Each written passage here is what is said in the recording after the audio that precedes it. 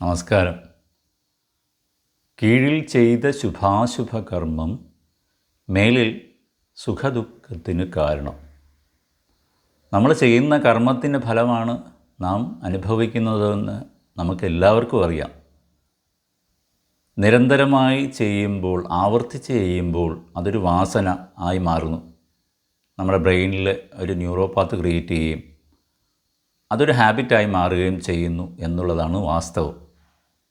ഇത്രയും ഒരു ഇൻട്രഡക്ഷൻ പറയാനുള്ളൊരു കാര്യം, ഇന്നലെ തിരുവനന്തപുരത്തിനൊരു യാത്ര, തലസ്ഥാന നഗരിക്ക് ഒരു യാത്ര പോകേണ്ടിയായി വന്നു. ഞാനന്നേരം ഊബറിലൊരു ഓട്ടോ ബുക്ക് ചെയ്ത് 2 മിനിറ്റിനുള്ളിൽ ആ ഓട്ടോ എത്തി. അതിലൊരു ചെറുപ്പക്കാരൻ പയ്യൻ യാത്ര സഞ്ചരിക്കുന്ന വേളയിൽ ഞാൻ അവനോട് സൗഹൃദ സംഭാഷണത്തിൽ ഏർപ്പെടുകയും സ്വന്തം വണ്ടിയാണെന്നും, അപ്പോൾ പറഞ്ഞു വന്നപ്പോൾ 15ാമത്തെ വയസ്സിൽ, ആ കുട്ടിക്ക് ഇപ്പോൾ 24 വയസ്സുണ്ട്, ആ പയ്യന് 15ാമത്തെ വയസ്സിൽ മദ്യപാനം തുടങ്ങിയതാണ് കൂട്ടുകെട്ടുമായിട്ട്. അപ്പോൾ ഒടുവിൽ ഇപ്പോൾ മദ്യപാനം ഉപേക്ഷിച്ചിട്ട് ഏതാണ്ട് 6-7 മാസമേ ആയുള്ളൂ.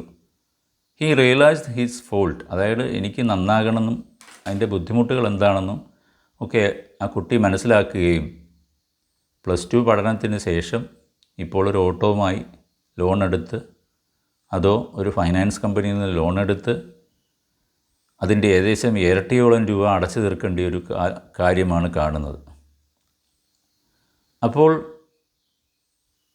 ഓരോ കമ്പനിക്കും അവരുടേതായ റൂൾസ് ആൻഡ് റെഗുലേഷൻസ് ഉണ്ടായിരിക്കാം, ഞാൻ അതിനെയൊന്നും തള്ളിപ്പറയുന്നില്ല. ആ കുട്ടിക്ക് ഇപ്പോൾ പ്രഷർ കൂടിയിട്ട് ഏകദേശം കുറേ ദിവസങ്ങളായിട്ടാണോ മാസങ്ങളായിട്ടാണോ അതിന് മരുന്ന് വരെ കഴിക്കാൻ തുടങ്ങി.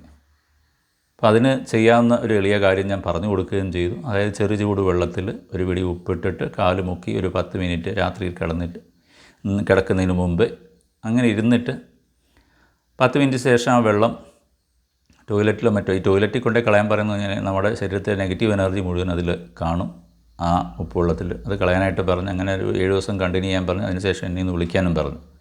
ആ കുട്ടിക്ക് ഇപ്പോൾ താൻ ചെയ്ത തെറ്റുകൾ എന്താണെന്ന് ബോധ്യമായി, അതിൽ നിന്ന് പുറത്തു വരണമെന്ന് താല്പര്യമുണ്ട്. പക്ഷേ അവൻ്റെ ആരോഗ്യം ക്ഷയിച്ചിരിക്കുകയാണ്.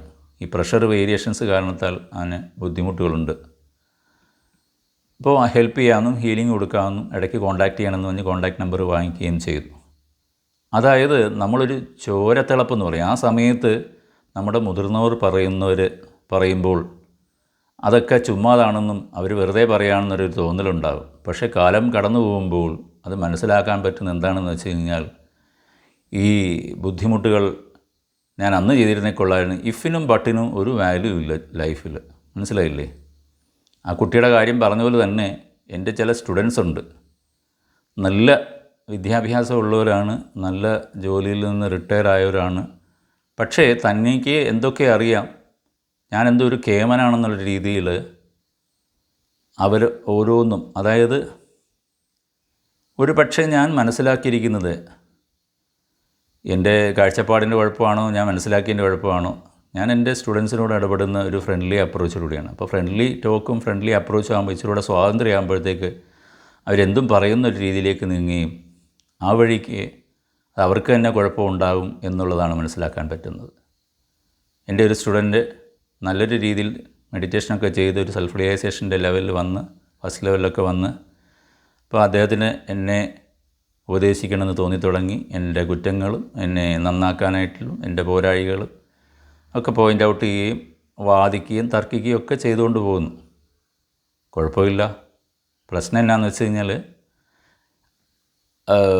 ഭയങ്കരമായി കർമ്മച്യുതി ഉണ്ടാക്കി വച്ചിരിക്കുകയാണ്. 3 ജന്മം എടുത്താൽ മാത്രമേ ചെയ്ത ചെയ്തികൾ നിന്ന് പുറത്തു വരാൻ പറ്റുള്ളൂ. അത്രമാത്രം കാർമിക് ഇഷ്യൂ ഉണ്ടാക്കി വച്ചിരിക്കുകയാണ്. അദ്ദേഹം അത് റിയലൈസ് ചെയ്യുന്നില്ല. ഞാനത് പോയിൻ്റ് ഔട്ട് ചെയ്യുമ്പോഴും അദ്ദേഹം പറയുന്നത് അങ്ങനൊന്നുമില്ല, ഞാൻ ശരിയാണ്, ഞാൻ കറക്റ്റാണ്. കഴിഞ്ഞ പ്രാവശ്യം ഞാൻ പറഞ്ഞ പോലെ ട്രാൻസാക്ഷൻ അനാലിസിസിനായിട്ട് I am okay, you are not okay എന്നുള്ളൊരു കാറ്റഗറിയാണ് മിക്ക ആൾക്കാരും. പിന്നെ വിദ്യാഭ്യാസം വേറെ, സംസ്കാരം വേറെ, ഇത് നാം തിരിച്ചറിയണം. എപ്പോഴും നമ്മുടെ ഒരു വെൽ വിഷർ നമ്മളെ ഗൈഡ് ചെയ്യുകയും ഈ വെൽവിഷർ ഒരു പക്ഷേ അദ്ദേഹത്തിൻ്റെ ലൈഫിലുണ്ടായിരുന്ന എക്സ്പീരിയൻസ് കൊണ്ടാണ് ഇത് പറയുന്നതെന്നും നമ്മുടെ നന്മ ഉദ്ദേശിച്ചാണ് ഇത് പറയുന്നതെന്നും മനസ്സിലാക്കുന്ന വഴി നമ്മൾ നമ്മളെ തന്നെ തിരുത്തുകയും തിരുത്തണം എന്നുണ്ടെങ്കിൽ സമയമെടുക്കും. കാരണം ഒരു ഹാബിച്വലായിട്ടിരിക്കുന്നൊരു പ്രോസസ്സാണല്ലോ നമ്മൾ വർഷങ്ങളായിട്ടും ഇല്ലെങ്കിൽ ജന്മങ്ങളായിട്ടും ഉണ്ടാക്കി വെച്ചിരുന്നത്. ആ പ്രശ്നങ്ങളെ പരിഹരിക്കാനായിട്ട് നാം സ്വയം ഓട്ടോ സജഷൻസും ഒക്കെ നൽകി ആ ഒരു ന്യൂറോപ്പാത്തിൽ നിന്ന് പുറത്തു വരികയും നമ്മുടെ സ്വഭാവം നേരെയാക്കി നമുക്ക് മുന്നോട്ട് കൊണ്ടുപോകാനും സാധിക്കണം. ആദർശമുള്ളവർ വളരെ കുറച്ചേ തെറ്റ് ചെയ്യത്തുള്ളൂ. ആദർശമില്ലാത്തവർ ധാരാളം തെറ്റ് ചെയ്തെന്നിരിക്കാം. ഒരാളുടെ ശരി മറ്റൊരാളുടെ ശരിയാകണമെന്നില്ല. കോൺഷ്യസ് ലെവലും അനുസരിച്ചുള്ളതാണ് ഈ ചിന്തയ്ക്കും കാഴ്ചപ്പാടിനും മാറ്റം ഉണ്ടാകുന്നത്. എനിവേ, പറഞ്ഞ കാര്യങ്ങൾ ഇത്രയേ ഉള്ളൂ. നാം ചെയ്യുന്ന കർമ്മത്തിൻ്റെ ഫലമാണ് നാം അനുഭവിക്കുന്നതെന്ന് നാം മനസ്സിലാക്കണം. നമ്മുടെ നന്മയെ കാംക്ഷിച്ചാണ് നമ്മുടെ അഭ്യുദയകാംക്ഷികൾ നമ്മളെ പോയിൻ്റ് ഔട്ട് ചെയ്യുകയും നമ്മുടെ തെറ്റുകളെ തിരുത്താനായിട്ട് ആവശ്യപ്പെടുന്നത്. അതനുസരിച്ച് മാറുന്ന വഴി നമുക്കാണ് അതിൻ്റെ ഗുണമുണ്ടാകുന്നത്. മറിച്ച് മറ്റേ നമ്മളെ ഉപദേശിക്കുന്ന വ്യക്തിക്കല്ല. ഒരാളോട് സ്നേഹവും ആ സ്നേഹവും വാത്സല്യവും ഉള്ളപ്പോൾ മാത്രമാണ് അവരെ നന്നാക്കാനോ ഇല്ലെങ്കിൽ അവരോട് സ്നേഹത്തോടുകൂടിയോ അല്ലെങ്കിൽ അവരുടെ കുറ്റങ്ങളും തെറ്റുകളും പോയിൻ്റ് ഔട്ട് ചെയ്ത് നേരെ കൊണ്ടുവരാനായിട്ടുള്ള ശ്രമം നടത്തുകയുള്ളൂ. അത് നാം മനസ്സിലാക്കണം.